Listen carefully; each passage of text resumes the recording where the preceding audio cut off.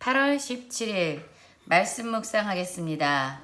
오늘의 말씀은 이사야 28장 14절에서 29절까지의 말씀입니다. 28장 14절입니다. 이러므로 예루살렘에서 이 백성을 다스리는 너희 오만한 자여 여호와의 말씀을 들을지어다, 이렇게 말하고 있습니다.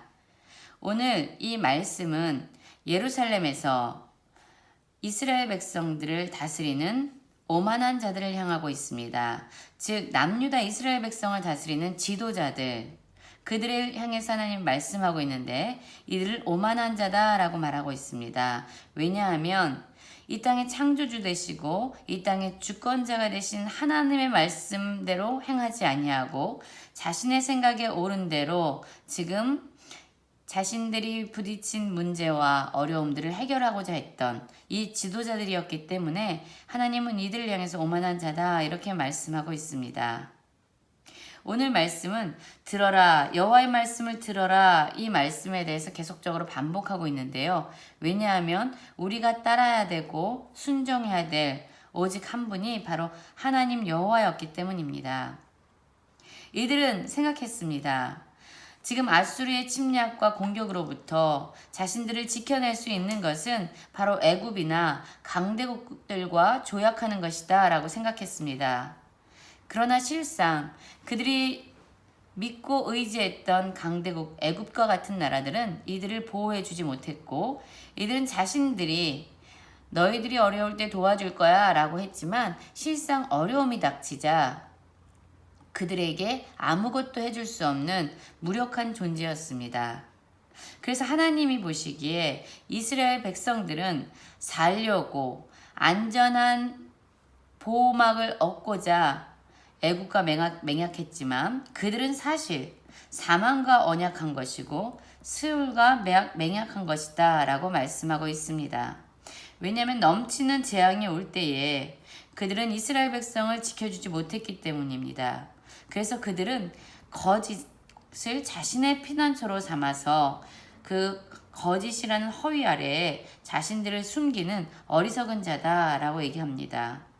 이들이 진정으로 따라야 될 것은 바로 그렇게 눈에 보여지는 강대국들이 아니라 바로 여호와 하나님, 그분 한 분이었습니다. 주님께서 말씀하신 대로 시온산에 둔 기초돌, 그 견고한 기초돌, 이것을 우리의 삶의 근원으로 삼을 때, 우리의 의지의 의지와 피난처의 대상으로 삼을 때 우리는 조급해지지 아니하고 어떤 문제에서도 다급하지 않을 수 있다라고 얘기합니다. 그런데 남유다 이스라엘 백성들은 이러한 하나님을 버리고 눈에 보여지는 강대국을 의지한 어리석은 자들이었습니다. 자, 하나님은 또한 계속적으로 얘기합니다.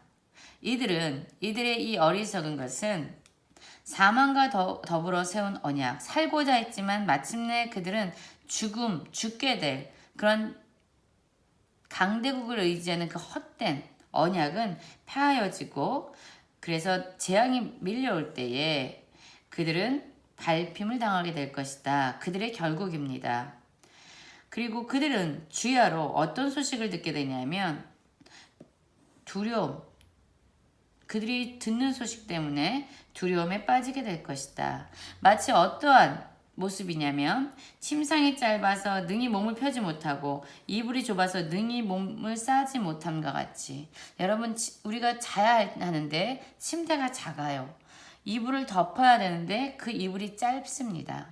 어떠한 편안함도 추위로부터 어떠한 보호도 해줄 수 없는 이러한 헛된 것과 이들은 조약했고 자신의 안전을 보장받으려 했던 것입니다.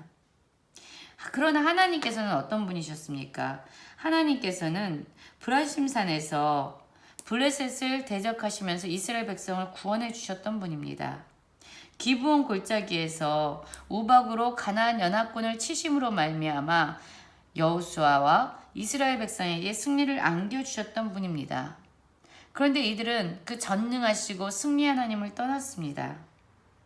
그래서 하나님께서는 여기서 행했던 이 능력으로 이제 자신의 백성들을 향해서 그들을 향해 징계하시겠다라고 말씀하고 있는 것입니다. 하나님은 계속 말씀하시죠. 아까 14절에서도 말씀했지만 하나님은 오만한 자가 되지 말라 이렇게 얘기합니다. 왜냐하면 이들은 하나님을 떠나서 자신들이 옳다라고 생각한, 자신들에게 안전함을 줄 수 있다라고 생각하는 강대국과 언약하고 조약을 맺었지만 그것은 그들을 살리는 것이 아니라 오히려 그들을 죽이는 어리석은 방법이 될 것이기 때문입니다. 하나님은 계속 얘기하십니다. 28장 23절에서 보면 너희는 귀를 기울여 내 목소리를 들으라 이렇게 말하고 있습니다. 14절에서도 여호와의 말씀을 들을지어다 이렇게 말씀하고 있고 지금 23절에서는 귀를 기울여 내 목소리를 들어라. 자세히 내 말을 들어라. 왜입니까? 여러분 하나님의 말씀을 들어야만 우리는 그 말씀대로 순종할 수 있습니다. 이 말씀을 듣지 않을 때는 우리는 우리 생각대로 우리의 소견대로 살아가는 오만한 자가 돼서 결국 살려고 가지만 죽을 수밖에 없는 그렇게 어리석은 결정을 할 수밖에 없습니다. 28장 24절부터 보면은요 이렇게 말씀하고 있죠. 파종하려고 가는 자가 어찌 쉬지 않고 갈기만 하겠느냐. 자기 땅을 개간하며 고르게만 하겠느냐.